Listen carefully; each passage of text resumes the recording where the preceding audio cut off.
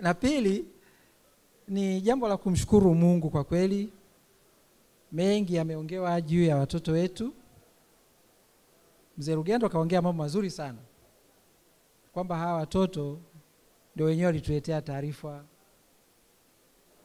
Wamefika, wamepiga hodi nyumbani, na wamekuwa jasiri mpaka tumefikia hatua hii ya leo, ambayo tulikuwa tunasema kama ni mahakama kuu ya rufaa, kwamba ni kule madhabahuni ndio ilikuwa ni final.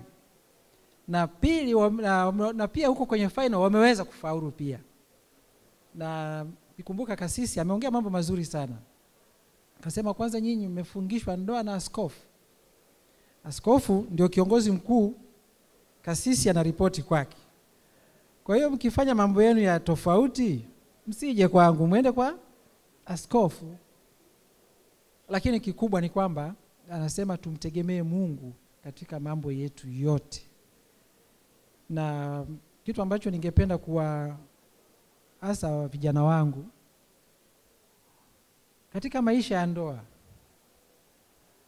neno ndoa unaweza kusema ni kama sheria.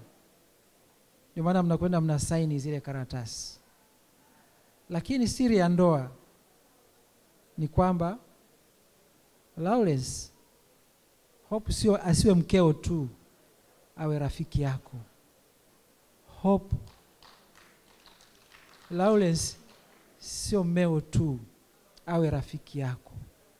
Ndio huyo umbea wa kwanza kuupeleka kwa Lawrence. Lawrence kama unakaumbea, wa kwanza kumpa ni Hope. Mkienda katika hiyo, wanangu, mtaishi maisha mazuri. Sisi wazazi wenu tulikuwa vijana kama nyinyi, lakini mpaka leo hatujachakaa, tunaenda vizuri kabisa. Kwa hiyo nawaomba yale ambayo tumewalea, tumewafundisha, nafikiri tumewafundisha mengi tangu mkiwa watoto mnazaliwa mpaka mmefikia umri huu, naomba mkayaendeleze. Na mnukuu MC amesema watu wote hawa mliowaona hawa ni kwa sababu ya upendo wa wazazi wenu. Ni jinsi gani walivyokuwa wakiishi na watu, jinsi walivyokuwa wakishirikiana na watu, pia na nyinyi mkaendeleze zaidi na zaidi na zaidi. Ninaamini vijana wetu ni wachapakazi wazuri sana. Kama tunakumbuka tulihudhuria kwenye send off, Mzee Rugendo atakuwa shahidi, alikuwepo. Binti alitoa zawadi ya mume wake, alitoa zawadi ya saa. Akasema nampa mume wangu saa kwa sababu najua yuko very punctual, si mtu wa kupoteza muda. Pia katika maisha mkaendelee kuwa punctual, muwe focused katika mambo yenu. Hakuna kitu rahisi, kila kitu lazima ufanye kazi. There is no easy money. Hakuna maisha rahisi tu ya kusema utakaa tu afu kila kitu kitakuja. Kwa hiyo vijana wetu mkawe wachapa kazi. Pia nashukuru kama alivyosema Hope kwamba nawaletea kijana. Mimi na kijana wa kiume mmoja, na waongezea wa pili. Lawrence, karibu nyumbani.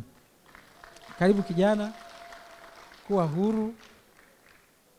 Basi nafikiri sina mengi ya kusema, tuwaombee tu Mungu azidi kuwasaidia. Mtegemee Mungu katika kila jambo.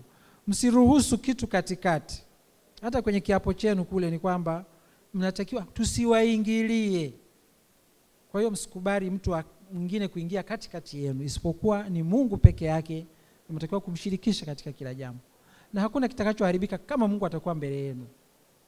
Basi niwaombee baraka, maisha mazuri, yenye furaha, mkaishi zaidi ya sisi. Asante. MC Katakisha baby.